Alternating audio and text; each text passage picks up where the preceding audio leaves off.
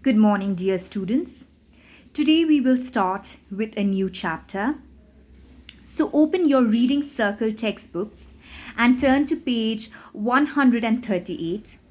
We will start with our lesson on the chapter The Yellow Face.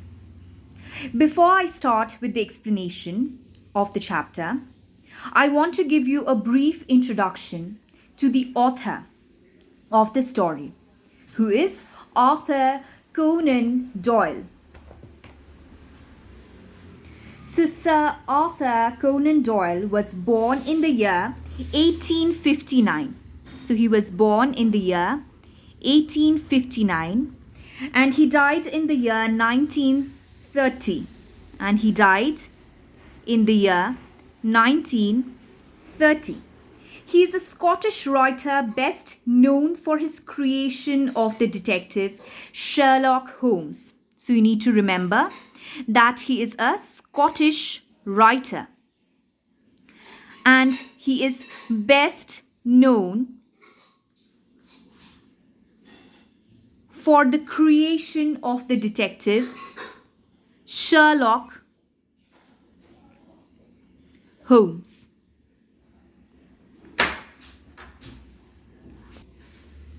Sherlock Holmes is one of the most powerful and bright characters in English fiction. He created the character Sherlock Holmes first in the year 1887 for the novel A Study in Scarlet. A Study in Scarlet.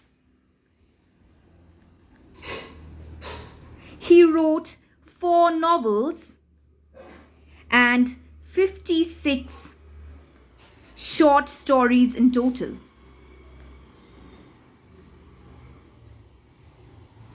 And all of these are based on Sherlock Holmes and Dr. Watson. The Sherlock Holmes series are milestones in the field of crime fiction. Now let us start with the explanation of the text right away. One day, Sherlock Holmes and I returned to Baker Street at 5 o'clock after a brisk walk in the park. So students, you need to remember that the narrator of the story is Dr. Watson. So Dr. Watson is saying that he and his friend Sherlock Holmes returned to Baker Street.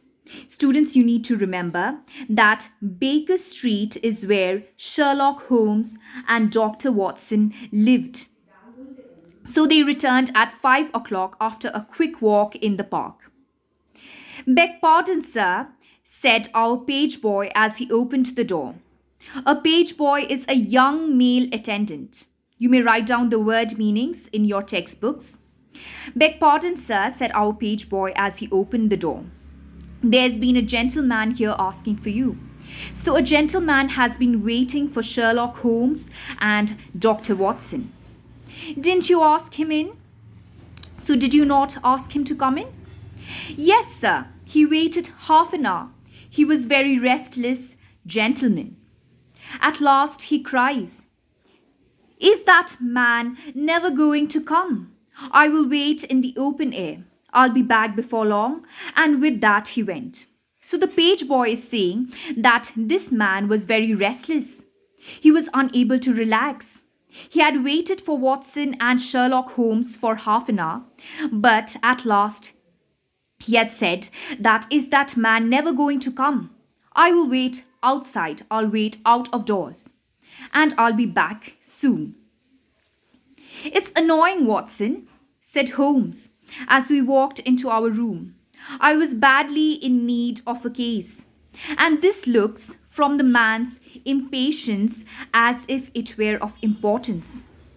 So Sherlock Holmes is telling Watson that it is very annoying that he has not been getting too many detective cases these days and he was badly in need of a case. It seems from the looks of this man, from his behavior, from his impatience, that he had come with a matter of importance. Halloa! That's not your pipe on the table. He must have left he's behind him. So he's telling Watson that a pipe has been left by the man on the table and it is not Watson's pipe he recognizes. Now, this pipe is meant for smoking. Well, he must have been disturbed in his mind to leave a pipe behind him, which he evidently values highly. Students, you need to remember that Sherlock Holmes had not met this man before. But just by glancing at the pipe, he can tell that this man values his pipe clearly. Okay? Now, evidently means clearly or obviously. How do you know that he values it highly? I asked, which means Watson asked. Well, I should put the original cost of the pipe at 7 and 6 pence. Now, 7 and 6 pence is worth a lot of money. Now it has, you see, been twice mended. So it has also been repaired twice. Each of these mends, done with silver bands, must have cost more than the pipe originally. So this man has been repairing his pipe. However, he did not bother to buy a new pipe, which means that he highly values the pipe. The man must value the pipe highly when he prefers to patch it up, which means fix it, rather than buy a new one with the same money. The owner is obviously a muscular man, left-handed, with an excellent set of teeth. So students, you need to remember that this is the description of the man given by Sherlock Holmes. And even at this point of time, he has not met this man. So he is muscular, left-handed, with an excellent set of teeth, careless in his habits, not too careful, and with no need to practice economy. So he was not very careful with money. If I am not mistaken, I hear him upon the stair. So Sherlock Holmes can hear his footsteps. An instant later, our door opened. A tall young man about 30 entered. So this gentleman was tall and he was 30 years old. I beg your pardon, said he with some embarrassment. I should have knocked. The fact is that I am a little upset. My whole life seems to have gone to pieces. So this young tall man says that I'm really sorry. I should have knocked before coming in. But you see, I am very disturbed right now. My whole life has gone to pieces, which means that he feels shattered. He then sat down. You wish to employ me as a consulting detective? So you see, Sherlock Holmes' profession is revealed here. He is a detective. So he asks the man if he wants to consult him in this matter.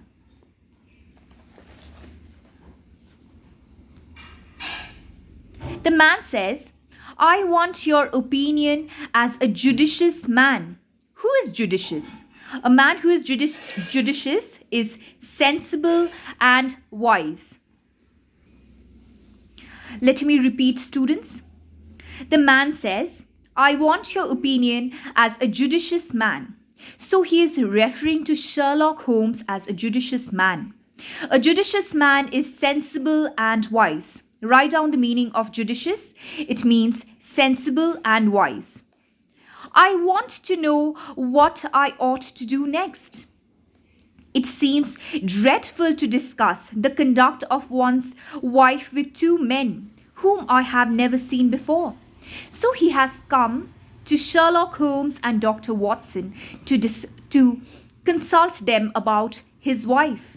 So he says that it is very embarrassing, however. It is dreadful, which means it is very terrible or horrible to discuss about one's wife's behavior with two strangers, with two men whom he had never seen before.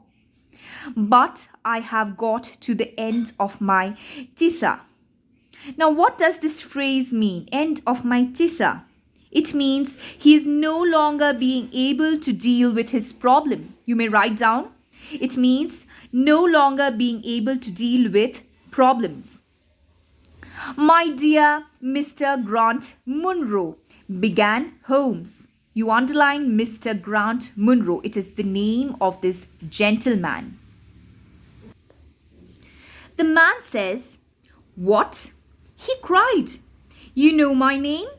So the man is astonished. He is shocked that Sherlock Holmes knows his name.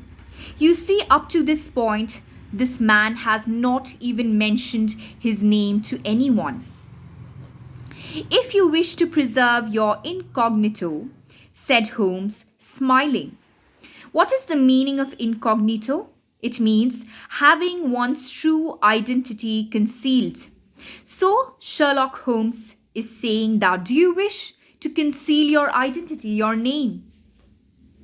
I should suggest that you cease to write your name upon the lining of your hat.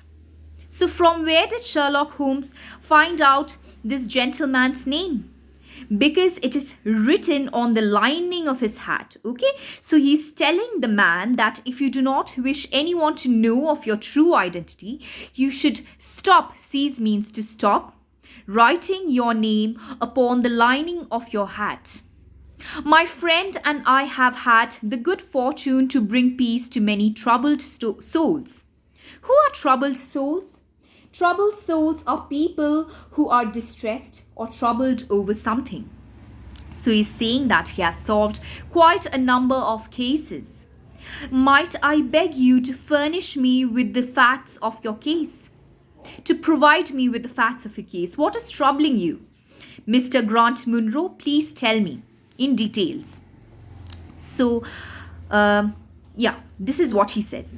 The facts are these, Mr. Holmes, said he. I have been married for 3 years.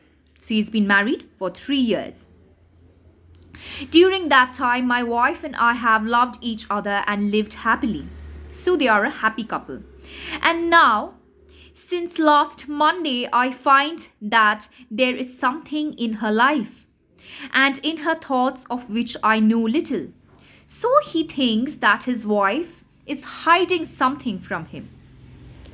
We are estranged and I want to know why.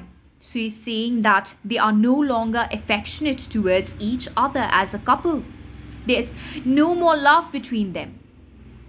So write down the meaning of estranged. It means no longer affectionate. There is one thing I want to impress upon you, Mr. Holmes. Effie loves me and I don't want to argue about that. So he knows that his wife, whose name is Effie, loves him. And he does not want to argue. He doesn't have any doubt about her love for him. Kindly let me have the facts, Mr. Munro, said Holmes. So Holmes wants Mr. Munro, the gentleman, to reveal the facts. The gentleman says, Effie was a widow when I met her first, though quite young, only 25. So when the gentleman met his wife Effie, she was already a widow. She was married once, however, her husband had passed away, and she was only 25 years of age back then. Her name then was Mrs. Hebron. So this was her name. This was Effie's name prior to her marriage to Mr. Munro. She went out to America when she was young, where she married this Hebron. So, her prior husband's surname was Hebron, who was a lawyer with a good practice. So, her previous husband practiced law. They had one child, but the yellow fever broke out badly and both husband and child died of it. So, Effie's previous family, her husband and child had died of the yellow fever. What is the yellow fever? Students, you may note down. The yellow fever is a viral disease affecting the liver and kidneys, and it causes fever and jaundice, and it is also often fatal. I repeat, the yellow fever is a viral disease affecting the liver and the kidneys. It causes fever and jaundice and is often fatal. I have seen his death certificate. So the gentleman claims that he has seen this gentleman's, her prior husband's, Effie's previous husband's death certificate. Now, a death certificate always serves as a proof of one's death. She came back to live with a maiden aunt. Maiden means unmarried. So she was living with an unmarried aunt at Pioneer. So Pioneer is a place at London. It's a suburb in London. Her husband had left her comfortably off. So she was of money. She had inherited a lot of money from her previous husband. Now let's see how much she had inherited from her previous husband.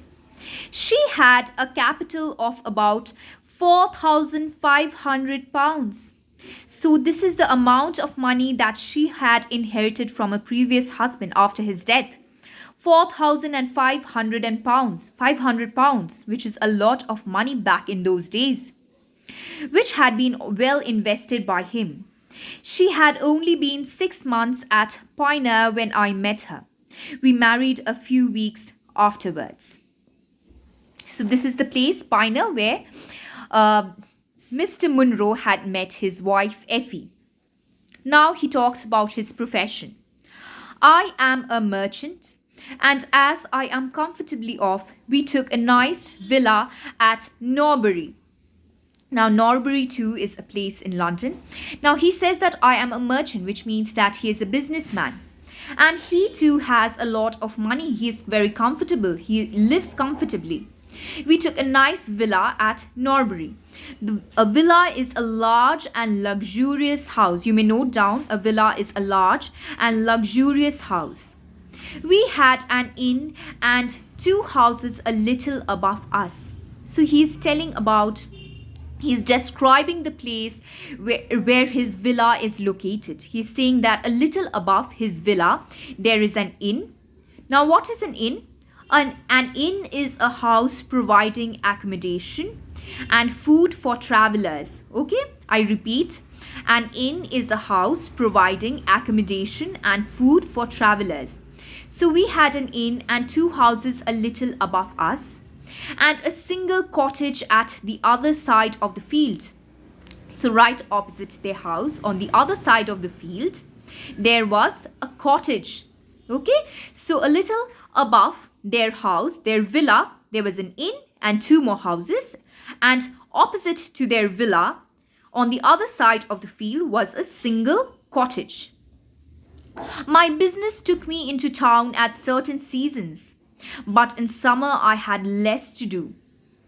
So he was out of town sometimes for work, but he's saying that in summers he had less work. And then in our country home, my wife and I were just as happy as could be wished. So during summers, he spent a lot of time with his wife. When we married, my wife made over all her property to me. So his wife, Effie, had handed over all her inheritance to her current husband, that is Mr. Munro, rather against my will. So this gentleman is saying that he did not want that sort of inheritance to be given up by his wife. But however, his wife had insisted. Well, about 6 weeks ago, she came to me and asked for £100. So 6 weeks ago, she came to her husband and asked for a sum of money, which is £100. I was a bit staggered at this, so he was astonished. He was a little surprised that his wife was asking him for money. What on earth for? So why do you want the money? He asks his wife. Oh, said she in her playful way, in her joking way. You said that you were only my banker, and bankers never ask questions, you know. So she's not willing, the wife, Effie, is not willing to give a direct answer. She tells her husband in a joking manner that, you know, you are like my banker and bankers never ask questions when customers ask for money. So I gave her a check and thought no more of it. So the £100 were given to his wife Effie. Well, I told you that there is a cottage near our house. Remember, right opposite their house, across the field, is a cottage. It had been standing empty this 8 months. So the past 8 months it had been vacant. There were no occupants. Last Monday evening, I was taking a stroll down that way. So he was walking that way, and it was clear that the cottage had at last been let. So he realized after taking a walk, he realized that the cottage has occupants now. I walked past it and I looked, and as I looked, I suddenly became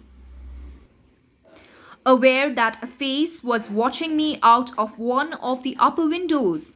So he glanced at the house and he saw a face looking at him. That face sent a chill right down my back. So he was scared. He got goosebumps right down his back when he looked at this face. I could not make out the features, but it was unnatural and inhuman. So it did not look like a human being. That is what he is saying. And that's why he was frightened. It sent a chill down his spine. I moved quickly forwards. So he tried to walk away. But as I did so, the face disappeared.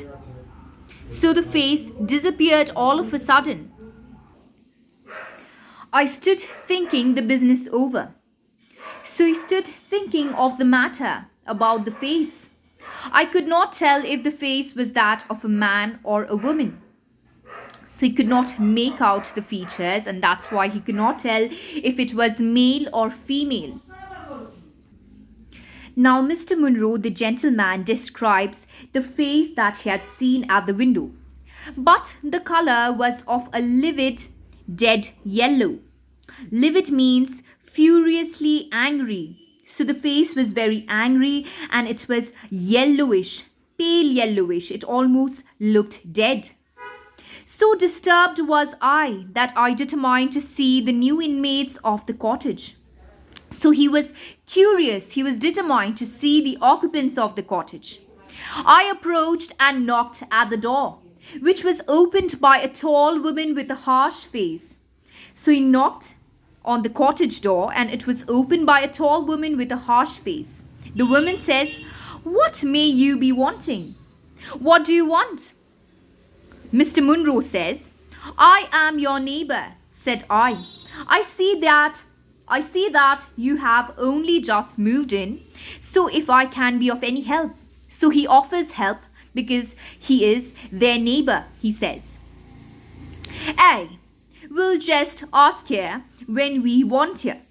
A means yes, and the harsh, tall woman says that we will just ask you, we'll simply ask you when we need some help, said she, and shut the door in my face. So you see, this woman with a harsh face not only looked harsh but was rude as well. Annoyed, I turned my back and walked home. All the evening my mind turned to the apparition at the window and the rudeness of the woman. So all evening he thought about the apparition, meaning the yellow face that had appeared at the window of the cottage earlier. What is the meaning of apparition? Apparition means ghost-like image of a person. You may note down. Apparition means ghost-like image of a person. So he thought about the apparition as well as the rudeness of the tall woman who had opened the door. That night I remarked to my wife before I fell asleep that the cottage was now occupied, to which she returned no reply. So he did not get any response from his wife when he had told her that the cottage opposite to their villa was now occupied. That night, half in my dreams, I was dimly aware that my wife had dressed herself and was slipping on her mantle and her bonnet. So the gentleman says that the same night, he was almost asleep. He was half in his dreams. He was halfway asleep, but he was dimly aware. He was also he was also very conscious that his wife had dressed herself and was slipping on her mantle. Mantle is a sleeveless cloak or a shawl which is worn by women and children. You may note down, mantle is a sleeveless cloak or shawl which is worn by women and children. And her bonnet. So he realized that his wife had already dressed herself and was putting on her mantle, that is her sleeveless cloak, and her bonnet. Bonnet is a hat which is tied under the chin. Let me repeat. Bonnet is a hat which is tied under the chin. So she was putting on her mantle and her bonnet. My half-opened eyes fell upon her face and illuminated by the candle light. So his eyes, which were only half open because he was drowsy, he was very sleepy, it fell upon her face. He looked at her face, which was illuminated by the candle light. Illuminated means to make something visible by shining light on it. I repeat, illuminated means to make something visible by shining light on it. She was deathly pale, so her face was lacking color. Pale means to lack color. It was almost deadly. Now, why is her face being described as deadly pale? You'll see that often people who are dead, they lack color. Okay, so that is how her face looked. It was lacking color, almost like a dead person. And breathing fast, glancing towards the bed as she fastened her mantle to see if she had disturbed me. So you see, from this behavior of the wife, it seems like she was hiding something from her husband. She was breathing very fast.